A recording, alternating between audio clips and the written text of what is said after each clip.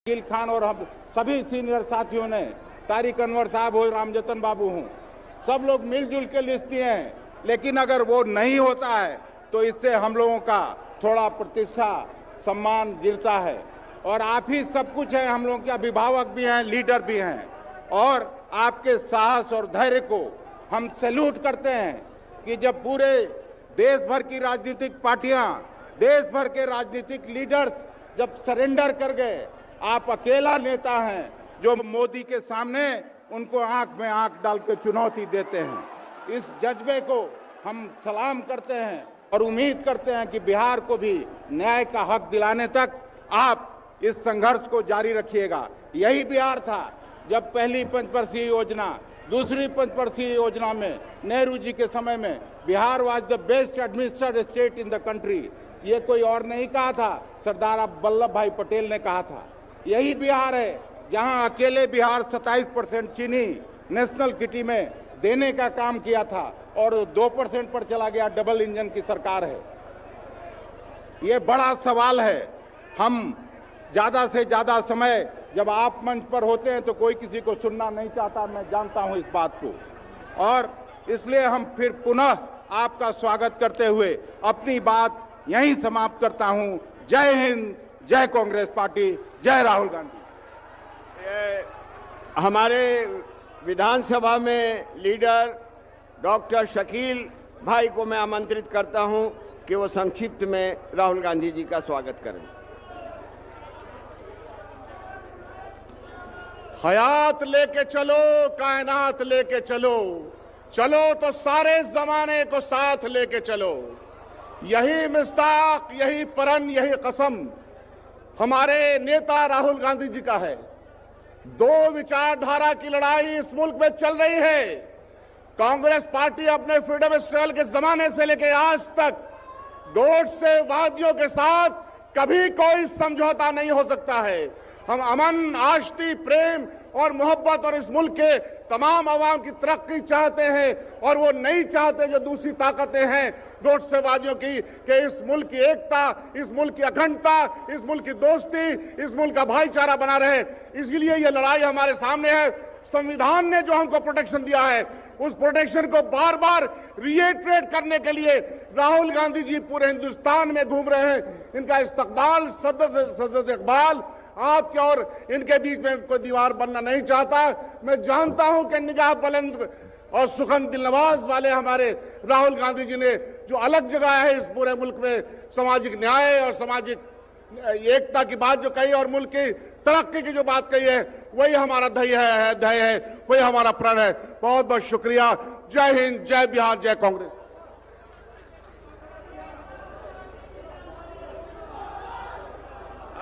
अब मैं विधान परिषद में दल के नेता श्री मदन मोहन झा जी से आग्रह करूंगा कि वो 2 मिनट में उनका स्वागत करें।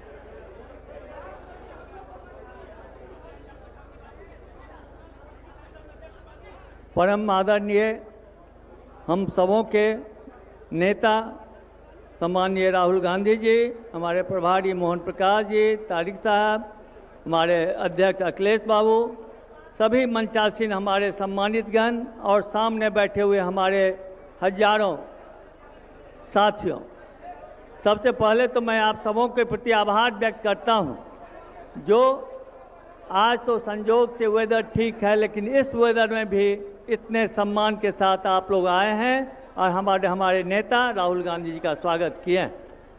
मुझसे पहले भी हमारे अध्यक्ष और सीएलपी ने बहुत बात कह दिया है। आप लोग राहुल जी को सुनने के लिए आए। मैं राहुल जी के प्रति भी आभार व्यक्त करना चाहता हूं, जो इतने व्यस्त समय से उन्होंने बिहार प्रदेश कांग्रेस कमेटी में आकर हमारे वर्करों को, नेताओं को उनसे मिल करके उनके मनोबल को ऊंचा किए हैं। मैं ज़्यादा बात नहीं करके मैं बहुत बहुत धन्यवाद देता हूं आप सबको। जय हिंद, जय कांग्रेस।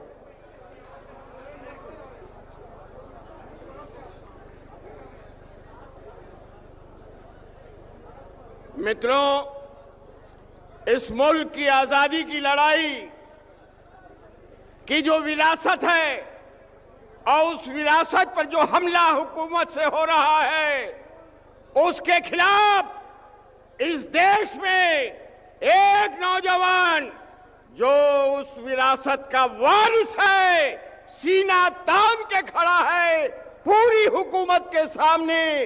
आपका नेता, देश का नेता प्रतिपक्ष और उसके साथ साथ इस देश का भविष्य आपके सामने है। मैं उनसे निवेदन करूं उसके पहले मैं आपसे एक बात कहना चाहता हूं। हर दौर में अलग अलग होता है, लेकिन कांग्रेस जनों, जो राहुल जी का मिशन है उसके लिए अपनी जिंदगी को लगाने का भी काम करना, आपसी लड़ाई, आपसी मतभेद दूर करके इस देश की आजादी की लड़ाई के जो उसूल थे उनको बचाने के लिए जो राहुल गांधी निकले हैं, आपकी मजबूती से उनको मजबूती मिलेगी। और आपसे कहूंगा कि मैं उनको आमंत्रित कर रहा हूं, अपनी जगह खड़े होके उनका ऐसे आवादन करिए कि उनका हौसला ये लगे कि पूरा बिहार राहुल जी की इस लड़ाई में मजबूती के सड़ा है। पदम आदरणीय देश के भविष्य माननीय राहुल गांधी जी को मैं आह्वान करता हूं कि वो हमें और बिहार के समस्त कांग्रेस जनों को संबोधित करें।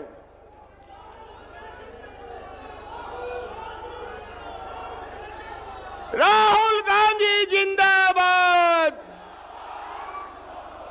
राहुल गांधी जिंदाबाद, जिंदाबाद जिंदाबाद। मोहन प्रकाश जी, अखिलेश प्रसाद सिंह जी, शकील अहमद खान जी, तारिक अनवर जी, रामजतन सिन्हा जी, मदन मोहन झा जी, मोहम्मद जावेद जी, स्टेज पे कांग्रेस पार्टी के वरिष्ठ नेता, हमारे सब प्यारे कार्यकर्ता, भाइयों और बहनों, प्रेस के हमारे मित्रों, आप सबका यहां बहुत बहुत स्वागत, नमस्कार। कैसे हैं आप लोग? मूड ठीक है? अच्छा है मूड?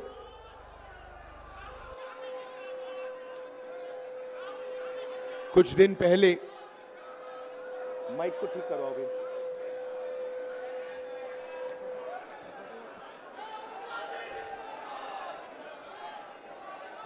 कुछ दिन पहले दिल्ली में कांग्रेस हेडक्वार्टर्स का इनॉग्रेशन हुआ और वहां मैंने देश की स्थिति पर, देश की सिचुएशन पर भाषण दिया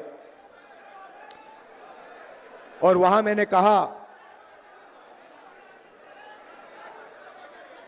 कि कांग्रेस पार्टी ने देश की जनता के साथ मिलकर देश को ये संविधान दिया है और हमारा काम इस संविधान की रक्षा करने का है। हर कांग्रेस पार्टी के कार्यकर्ता का काम इस संविधान की रक्षा करने का है। मोहन भगवत जी कहते हैं कि जब ये कॉन्स्टिट्यूशन बना था तब हिंदुस्तान को आजादी नहीं मिली थी, हिंदुस्तान को उसके बाद आजादी मिली है। इसका मतलब मोहन भगवत खुलकर कह रहे हैं कि मैं संविधान को एक्सेप्ट नहीं करता हूं और मैं संविधान के खिलाफ हूं, क्योंकि अगर वो आजादी को मानने के लिए तैयार नहीं है तो इसका मतलब है कि वो संविधान को नहीं मानते हैं। और कोने कोने में बीजेपी आरएसएस के लोग संविधान को खत्म करने में लगे हैं, हिंदुस्तान की गरीब जनता को कुचलने में लगे हुए हैं। देश का पूरा धन 20-25 अरबपतियों के हाथ जा रहा है। बिहार को देश की लेबर फैक्ट्री बना दी है। आप मेहनत करते हो, आप काम करते हो, आप जीएसटी देते हो, आप अपना खून पसीना देते हो और पूरा का पूरा धन, पूरा का पूरा फायदा 20-25 अरबपतियों के हाथ नरेंद्र मोदी कर देता है। संविधान की रक्षा सिर्फ कांग्रेस पार्टी का कार्यकर्ता कर सकता है। और मैं आपको एक और बात बोलना चाहता हूं कि यह विचारधारा की लड़ाई है और दो विचारधाराओं के बीच में लड़ाई है, यह भूलिए मत। एक संविधान की कांग्रेस पार्टी की विचारधारा, नफरत के बाजार में मोहब्बत की दुकान वाली विचारधारा, और दूसरी तरफ बीजेपी और आरएसएस की विचारधारा, नफरत और हिंसा की विचारधारा। इन दोनों के बीच में लड़ाई चल रही है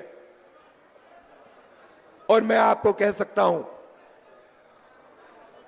कि बीजेपी का मुकाबला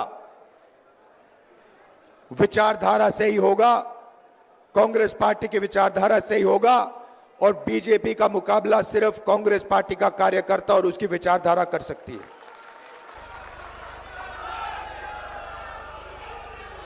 मैंने अपने भाषण में महाराष्ट्र के बारे में बोला।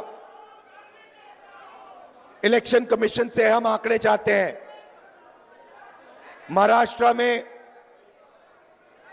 लोकसभा में और विधानसभा में 1 करोड़ वोटर का फर्क है। 1 करोड़ लोगों ने विधानसभा में वोट दिया और लोकसभा में वोट नहीं दिया था। हम जानना चाहते हैं कि इलेक्शन कमीशन से जानना चाहते हैं कौन लोग हैं, और हमने इलेक्शन कमीशन से कहा है कि आप हमें लोकसभा की महाराष्ट्र की वोटर लिस्ट दीजिए और विधानसभा की वोटर लिस्ट दीजिए, और इलेक्शन कमीशन हमें वोटर लिस्ट देने को तैयार नहीं है।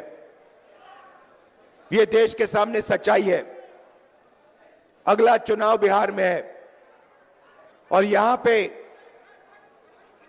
यह क्रांतिकारी प्रदेश है। देश में जब भी बदलाव आता है यहां बिहार से आता है, आप लोग करवाते हो।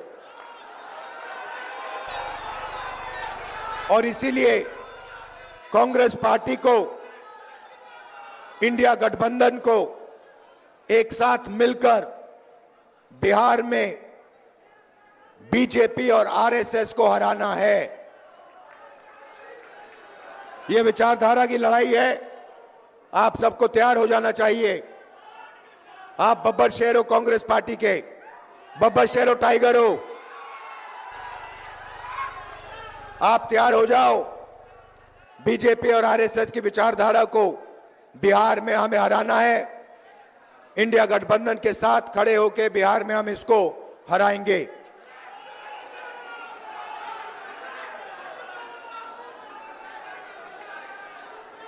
आप सब, विचारधारा आपके खून में है, आपके डीएनए में है, आपको बताने की भी जरूरत नहीं है। आपने इतने प्यार से मेरा स्वागत किया। आप 24 घंटा कांग्रेस पार्टी की विचारधारा के लिए लड़ते हो। आप 24 घंटा आरएसएस बीजेपी के खिलाफ लड़ते हो और आप डरते नहीं हो। इसके लिए मैं आपको दिल से धन्यवाद करना चाहता हूं। बिहार पेपर लीक का सेंटर हो गया है। यहां पे पूरा शिक्षा का सिस्टम पूरा का पूरा बिक गया है। बिहार में युवाओं को रोजगार नहीं मिल सकता। बिहार में महंगाई बढ़ती जा रही है। गरीब लोग कुचले जा रहे हैं। इन लोगों के लिए कांग्रेस पार्टी को लड़ना है। किसानों के लिए, मजदूरों के लिए, गरीब लोगों के लिए, पिछड़ा वर्ग, दलित, इन लोगों के लिए लड़ना है। माइनॉरिटीज के लिए, सबके लिए लड़ना है। और यहां बीजेपी की विचारधारा को हराना है और कॉन्स्टिट्यूशन, संविधान की विचारधारा को जिताना है। आप सबका बहुत बहुत धन्यवाद, दिल से धन्यवाद। नमस्कार। जय हिंद।